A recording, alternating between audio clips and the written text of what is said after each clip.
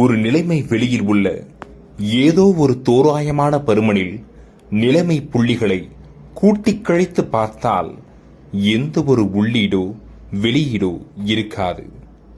There is no net influx or outflux of phase point in any arbitrary volume of space. வணக்கம்.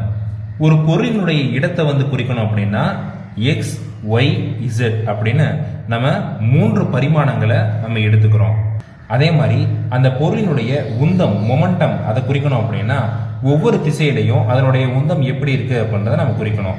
px, py, pz அப்படின்னு சொல்லி 3 திசைகளையும் குறிக்கணும். அப்போ இடம்ன்றது 3 பரிமாணங்கள்ல இருக்கும், இந்த உந்தம் அப்படின்றது 3 பரிமாணங்கள்ல இருக்கும். மொத்தம் நமக்கு 6 பரிமாணங்கள் இருக்கின்றன.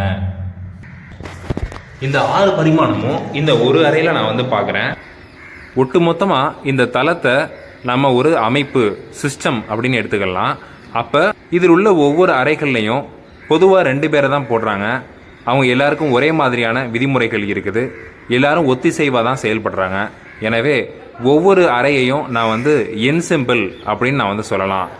இந்த ஒரு அறையில் மட்டும் எனக்கு 6 பரிமாணங்கள் இருக்குது அப்படின்னா இத்தனை அறைகள் n நம்பர் ஆஃப் ரூம்ஸ் அப்படி எடுத்துக்கிட்டோம்னா அதில் 6n டைமென்ஷன் அத்தனை பரிமாணங்கள் நமக்கு இருக்கும். 6 எண்மடங்கு பரிமாணங்கள் எல்லா இடத்துலையும் இருக்குதுன்னா அதுல இடத்தை சார்ந்து 3n பரிமாணங்களும் உந்தத்தை சார்ந்து 3n பரிமாணங்களும் இருக்கும்.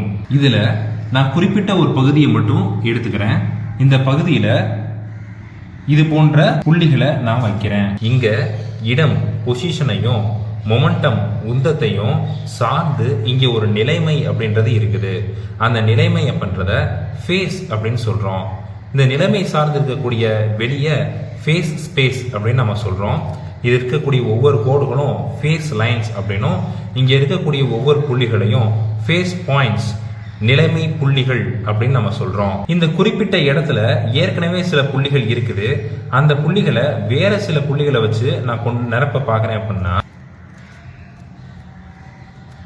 இது வெளியே போக போக அதே மாதிரி வேற சில புள்ளிகள் உள்ள வந்துகிட்டே இருக்கும்.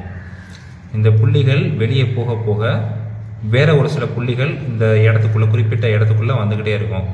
ஆனா அந்த குறிப்பிட்ட இடத்துல கடைசி வரைக்கும் அதே அளவு புள்ளிகள் இருந்துகிட்டே இருக்கும். அந்த புள்ளிகள் அவங்க சுருங்கவோ விரியவோ செய்யாது.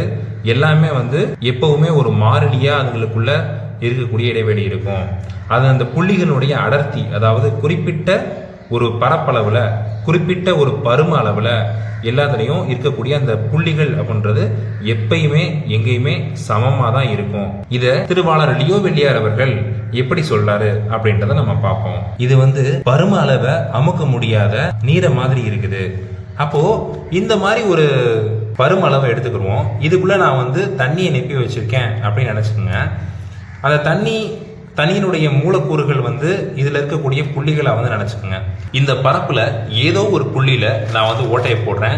அப்படி ஓட்டையை போட்டேன் அப்படின்னா இதுக்கு நேரா தண்ணி வெளியே வரும். இதுக்கு செங்குத்தா இந்த தண்ணி வெளியே வரும். வெளியே வர தண்ணி விரிஞ்சுக்கிட்டு வரும். எல்லா பக்கமும் விரிஞ்சுக்கிட்டு வரும். விரிவமாக இருக்கும். டைவர்ஜென்ஸ். இந்த பரும அளவை லியோவெல்லியார் ஒமேகா அப்படின்னு குறிக்கிறாரு. இது Qஐயும் Pஐயும் சார்ந்திருக்கு. இதுல Q பண்றது இடத்தை குறிக்குது.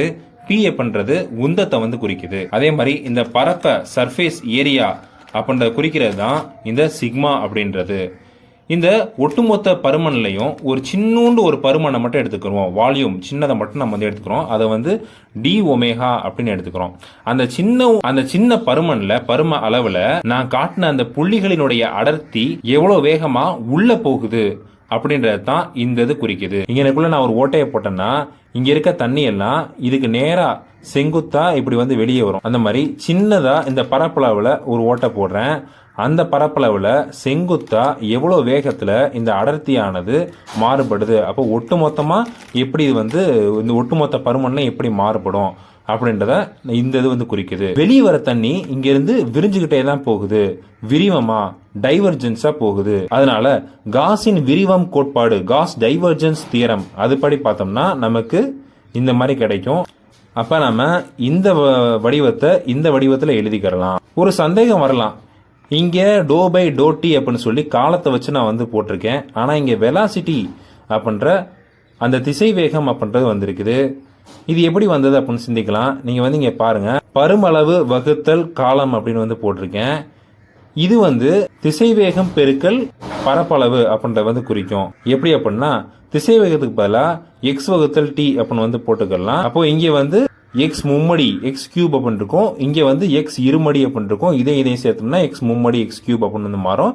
அப்போ ரெண்டுமே ஒரே மாதிரி தான் இருக்கும். அந்த மாதிரி தான் இதுவும் நம்ம ஒரே மாதிரி தான் இருக்கும், நம்ம வந்து புரிஞ்சுக்கலாம். இப்போ நமக்கு காஸ் விரிவம் கோட்பாட்டுப்படி இந்த மாதிரி நமக்கு வந்து கிடைச்சிருக்குது. இதில் v அப்படின்ற வெலாசிட்டியை நம்ம தெரிஞ்சுக்கணும்னா வாடிக்கையாக நம்ம வந்து எக்ஸ்லையும் ஒய்லையும் நேரத்தை வச்சு எப்படி மாறுது அப்படின்றத நம்ம இரு பரிமாணத்துக்கு நம்ம சொல்லுவோம். ஆனால் இங்கே நம்ம 6 பரிமாணத்துக்கு வந்து சொல்கிறோம். 6 பரிமாணத்தில் 3 பரிமாணம் இந்த கியூவை சார்ந்து இருக்குது, 3 பரிமாணம் இந்த பியை சார்ந்து இருக்குது. அதாவது இடத்தையும் உந்தத்தையும் சார்ந்து இருக்குது. இந்த டெல் அப்படின்றது 3 பரிமாணங்களில் வகுக்கக்கூடியது. அதை நம்ம Q சார்ந்த 3 பரிமாணங்கள்லையும் P சார்ந்த 3 பரிமாணங்கள்லையும் அப்படின்றதுனால இதுவும் 6 பரிமாணத்தில் வரும். இப்போ இந்த வடிவத்தில் நம்ம எழுதுவோம். இப்போ இந்த பருமனுக்கு உள்ள வரக்கூடியது எல்லாமே வெளியே போகிறதுக்கு சமனாக வந்து இருக்கும். அந்த ஓட்ட வழியாக வெளியே போச்சு அப்படின்னா அதுக்கு வந்து சமனாக வந்து இருக்கும். ஆனால் ஒரு கழித்தல் குறியில் வந்து இருக்கும். அப்போது உள்ளே வர்றது எல்லாமே வெளியே போகிறதுக்கு சமனா கழித்தல் குறியில வந்து இருக்கும். காஸ் விரிவன் கோட்பாடு படி நம்ம வந்து இப்படி எழுதியிருக்கிறோம். இங்கேக்குள்ள கழித்தல் குறியில் இருக்குது, அந்த பக்கம் போனோம்னா கூட்டல் குறியில மாறும், இங்கே வந்து சுழியம் வரும். இப்போ இந்த 2 இடத்துலையும் வந்து தொகை இடத்துல வந்து பண்ணியிருக்கிறாங்க. அதை வந்து பொதுவாக வந்து எடுக்கிறேன். அதுக்கப்புறம் இந்த பக்கம் சுழியம் தான் இருக்குது அப்படின்றதுனால அந்த தொகை இடத்துலையும் இந்த வகை இடத்துலையும் நான் வந்து நீக்கிடுறேன். அப்போ எனக்கு இந்த மாதிரி வந்து கிடைக்கும். இதை வந்து நகர்வு சமன்பாடு ஈக்குவேஷன் ஆஃப் மோஷன் அப்படின்னு வந்து சொல்லுவாங்க. இப்போ இதுக்குள்ளே போடுறதுக்கு எனக்கு வந்து ஒரு மதிப்பு வேணும். அதுக்காக நான் வந்து இங்கே போடுறேன். இதில் v அப்படின்றது எனக்கு இந்த இடத்துல வந்து தெரியுது.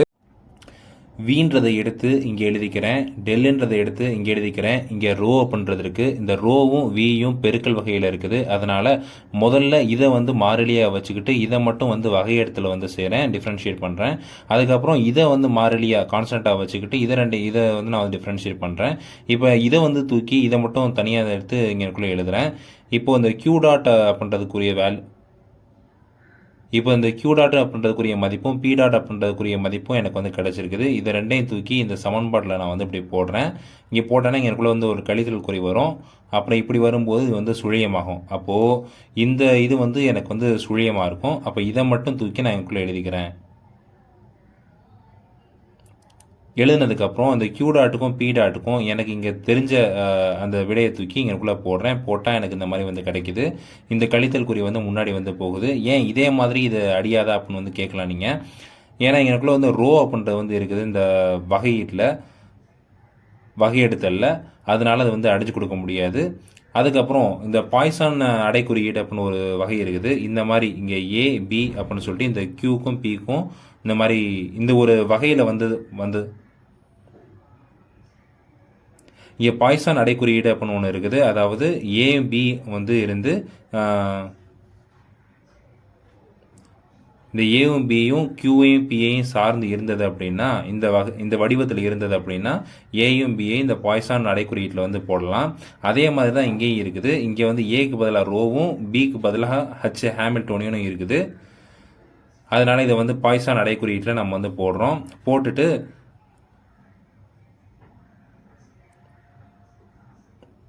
அப்படி போட்டுட்டு இந்த இதை வந்து நம்ம இங்கனக்குள்ளே நம்ம வந்து போடுறோம். அப்படி போட்டோம்னா நமக்கு இந்த மாதிரி வந்து கிடைக்கும்.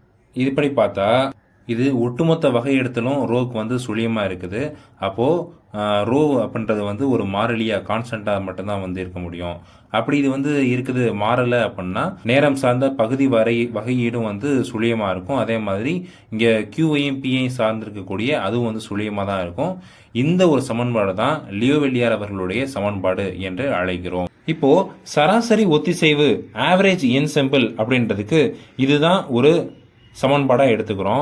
இந்த சராசரி ஒத்திசைவு ஆவரேஜ் என்செம்பிள் அப்படின்றது இடத்தையும் உந்தத்தையும் சார்ந்து இருக்கக்கூடிய இந்த 6 பரிமாணத்தில் இருக்கக்கூடிய இடம், உந்தம், காலம் ஆகியவற்றை சார்ந்த இந்த அடர்த்தியும் புள்ளிகளினுடைய அடர்த்தியும் இடத்தையும் உந்தத்தையும் சார்ந்து இருக்கக்கூடிய இந்த ஆரையும் நம்ம வந்து மேலே எடுத்துக்கிறோம், தொகை எடுத்துக்கிறோம்.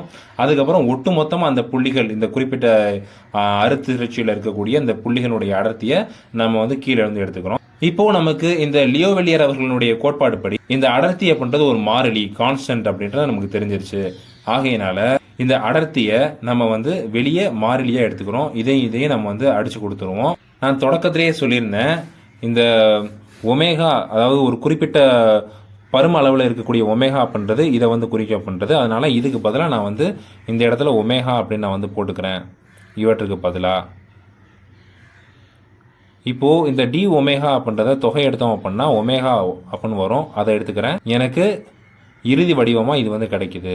இது வந்து லியோவெல்லியர் அவர்களுடைய கோட்பாடு. இது வந்து அதை சார்ந்து வந்திருக்கக்கூடிய சராசரி ஒத்திசைவு, ஆவரேஜ் என்செம்பிள்.